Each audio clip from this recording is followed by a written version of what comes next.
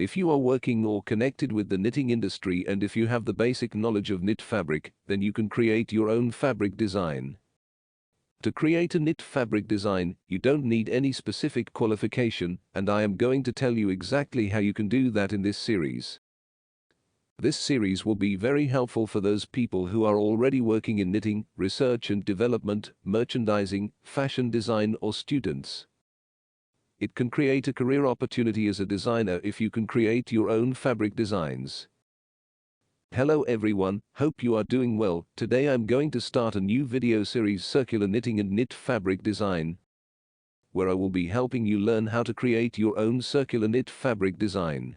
In this episode I will explain the basic type of circular knitting available in the industry and how you can identify the fabric by its outlook. Let's start. As you are already connected with knit fabric industry, or you are a student of textile engineering, merchandising or fashion design, then already you know mostly there are two types of circular knitting machine available in the industries. One is single jersey knitting machine and another one is double jersey knitting machine. By little adjustment of those two types of machines there are multiple varieties come out. Plain single jersey, terry and fleece, are the derivative of single jersey machine which are commonly available. Rib and interlock are the common derivatives of double jersey knitting machine. How to identify knit fabric type by its outlook? The most simple and accurate method is to check the edge of the fabric in vertical direction. It is like the fingerprint of each human being because each fabric has its own pattern. Among all, plain single jersey fabric has the simplest pattern. Here you can see I tried to show how a single jersey fabric edge looks like. A single line of knit loop from this edge to the other edge, pattern will remain same. In the chain notation all horizontals line is showing each yarn path, and all vertical lines show how it is creating bond with each horizontal lines. The direction in which the fabric bends when pulled is the front side. The front and back side look different. By changing cam and needle arrangement, we can create derivatives of single jersey fabric like Lacoste piqué and honeycomb fabric. In terry we need to check minimum 2 yarns in the edge to identify.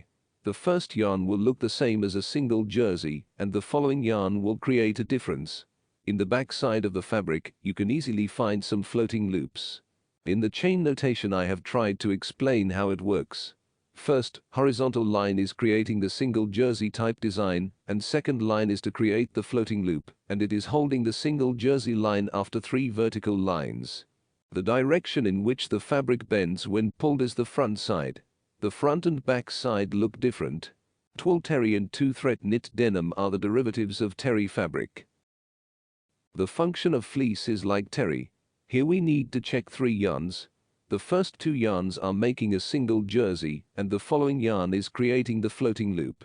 The direction in which the fabric bends when pulled is the front side. The front and back side look different. Twill fleece, 3-thread knit denim are the derivatives of fleece fabric.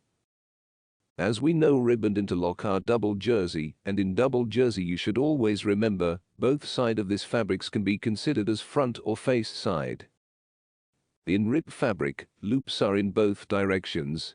If we check the chain notation, the vertical line is yarn, and each yarn is pulled up and down to create loops.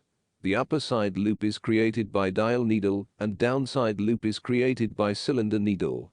When the yarn is pulled by cylinder, then dial side creates a gap, and when dial is pulling, then cylinder side also creates a gap.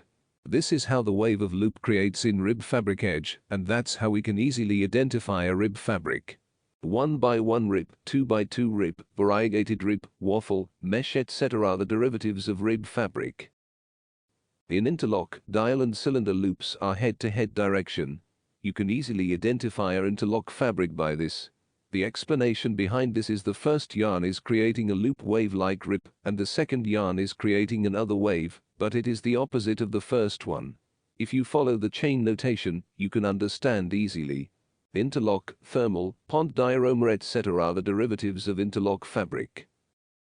I hope you all like my explanation, and let me know if you want to know detailed explanation about any of these fabrics. For more informations about circular knitted fabric, subscribe to this channel now. Do like this video if you like this content and comment what topic you would like to hear about next. Thank you.